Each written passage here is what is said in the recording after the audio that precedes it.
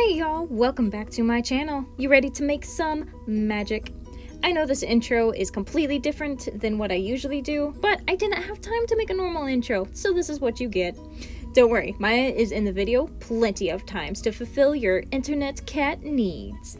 Anyways, today I will be drawing Hagrid and his dragon in my style and in watercolor. Also, if you have watched my previous videos, which you should, they are awesome, and you should like this video, do it right now. And subscribe if you want to see more craziness and nerdiness. This video, I try something different, and it goes horribly wrong. Keep watching to find out what happens. And when I try watercolor paint. This intro is the drawing how I came up with the painting, so I'm doing this for a commission. Alrighty, let's get painting. Alrighty, so today we are going to draw a cute watercolor picture of Hagrid and his dragon from Harry Potter series. This commission is for my grandmother who donated over the $10 mark for St. Jude Austin Walk Run. She asked for just Hagrid's dragon, but I really wanted to make it cute so it'll fit my style a little bit better. Now that we're done sketching, it's time for pinning. I bought these pins at Jerry's Artorama in Austin, and they're called Pigma pins, used for bold lines. They're supposed to be really nice and waterproof, but I do have some issues later on with bleeding lines, but honestly, I think that's just an user error. These pins come in sizes 1, 8, 5, 3, 2, 01, and 005. I typically use 005 and 3 with my other pens, but these run a little bit different, so I did a little test on paper, just a little print just to show that off.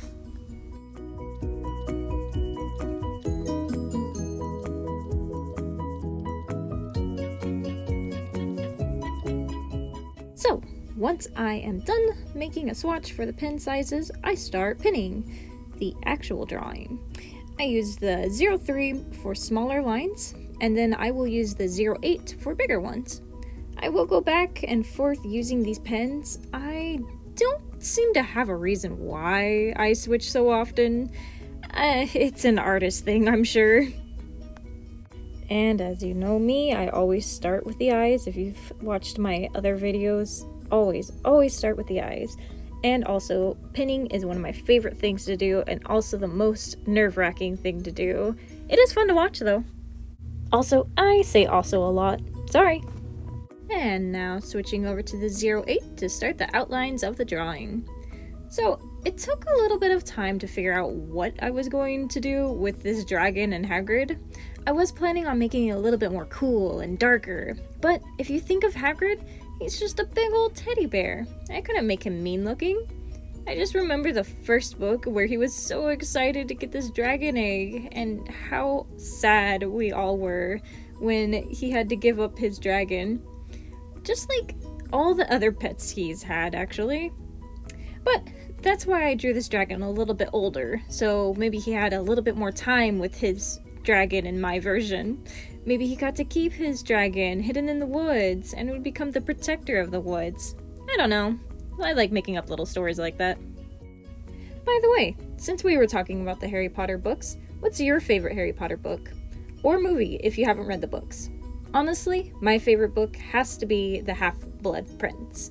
I think that book gave more story to me than any of the other books. My favorite movie, however, would have to be The Prisoner of Azkaban. I think that's just because I love Gary Oldman, though. Before I go on a long tangent about Harry Potter again, I want to mention that if you would like a commission done by me, all you have to do is donate $10 or more to the St. Jude Austin Walk Run under DXL Defenders Cptmercedes, and send me an email letting me know that you donated and which Harry Potter character you would like me to draw for you. The website and my email address should be in the description down below. If you have any questions, just let me know. Okay, time to erase with my kneaded eraser because I found out that it was way better for watercolor paper. And on to painting. The brushes are from Artist Loft, the first paint is from Reeves, and the second paint set is from Dollar Rowney. Honestly, these were a gift, so I'm not quite sure where Sebastian got them, but they are really nice to use. The brushes come with 10 different sizes, even though I only use 2 or 3. I'm a simple gal, what can I say? And each paint set comes with 12 colors, but I used both sets because they had different shades in them that I wanted to try. And if you don't know from the previous videos, I have never used these watercolor paints before. I will say, getting Hagrid's skin color down was absolute worst for me.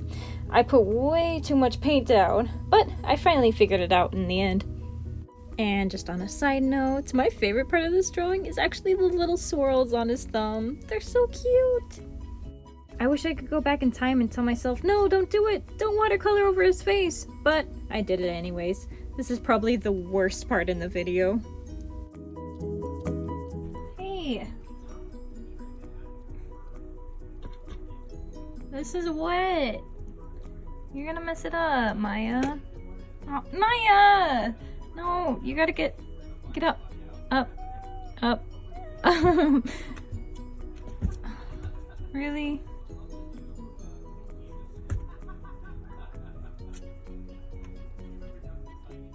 So, as you can see, I had a lot of difficulties with this painting. Not only was it hard to find the right colors, and having those colors destroyed by my pen work, but then I have my giant fur ball deciding that she needs to sit on my work in progress. Thanks. Thanks a lot, Maya. Anyways, aside from all the bad that went on with watercoloring this, I do really like it a lot in the end. Oh, and don't worry, there's plenty of more mistakes to be made. But, all in all, I love the completed product. I also absolutely love this green color on the dragon.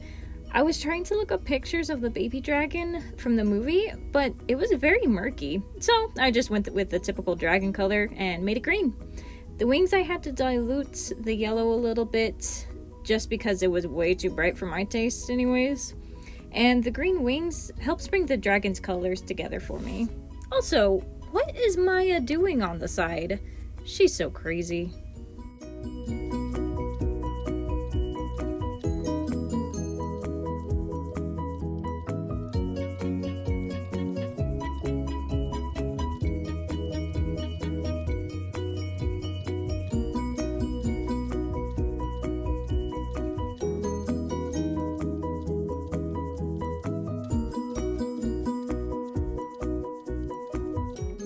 Okay, when I say dilute the wings a little bit with the green, I meant a lot of it. That is a lot of green that I put on there, but when it dries up, it looks a lot better. Also, I don't know why I didn't get coloring the fire on camera, but it was pretty fun to do. His jacket was the best to watercolor because I've been learning some tips and some tricks on the interwebs and how to watercolor and stuff. So his jacket, I added a lot of color and a lot of water to keep it wet so the color is even throughout this picture. If you notice my other drawings, I definitely don't use enough water in them. But hey, I'm learning every drawing I do. Which means you should help me figure out what I'm gonna draw next.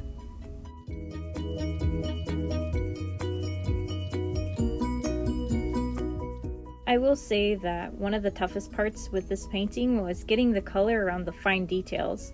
I know for next time that I just need to use a smaller brush for the tinier areas. It still worked out, but it could have been a lot better and a lot easier with a different brush. Yeah, you see, that brush right there in my hand. I should have used that for the smaller areas, like his jacket, where the spikes are, but instead I just use it on the spikes. One day I will learn.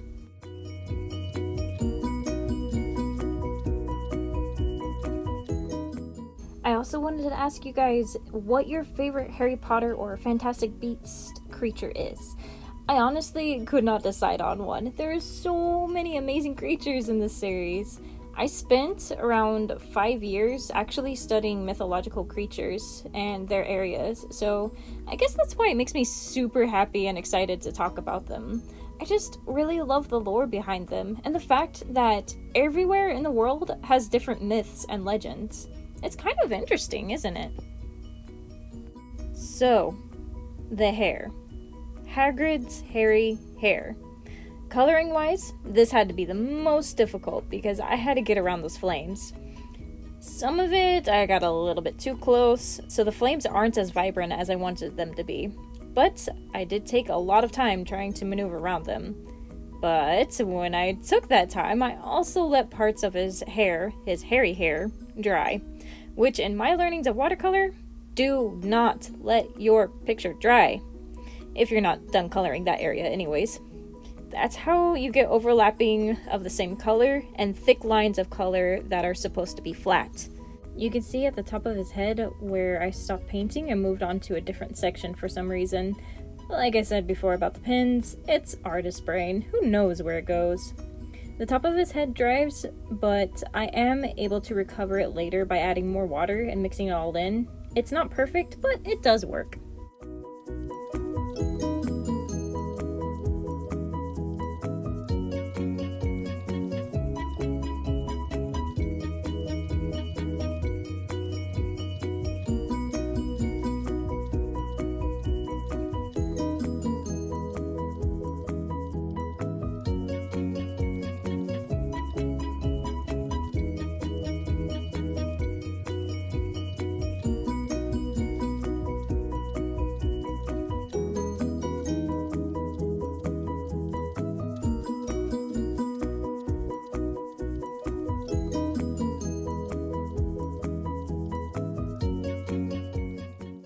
So once everything is dry, I go back over it just to give it a little bit darker color because as you can see, the hair turned out pretty light. Also, Maya just stepped on his beard.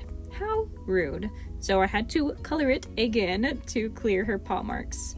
The background I wanted to do a little bit different. I couldn't really decide on what to do, so I just made it a blue border at first. It was gonna have like little spikies around, be all cool.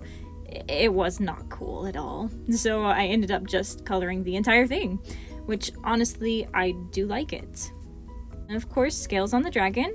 And then on the background, I put some water down and then this really nice indigo paint that I found to make little splotches. In the end, it turns out pretty awesome. I actually really like the color that it dried to be. And then pinning over the eyes again, like I said. And that is it. I hope you liked it. I will have the finished product on my Instagram. The Instagram will be in the description. Thank you so much for watching my video. Make sure to subscribe to get some more goofy content and like this video if you haven't already. Have a magical day and peace!